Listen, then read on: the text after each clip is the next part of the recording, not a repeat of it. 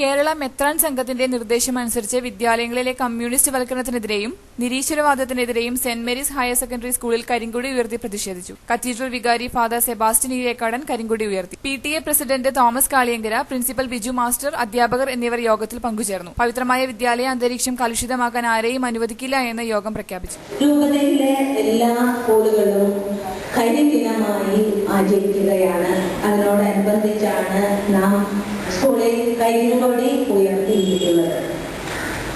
വിവാദമായ പാഠപുസ്തകം പിൻവലിക്കുക എന്നുള്ളതിനു വേണ്ടിയായിരുന്നു. കൊണ്ടിരിക്കുന്ന അവസ്ഥയാണ് നമ്മളൊക്കെ കണ്ടുകൊണ്ടിരിക്കുന്നത്.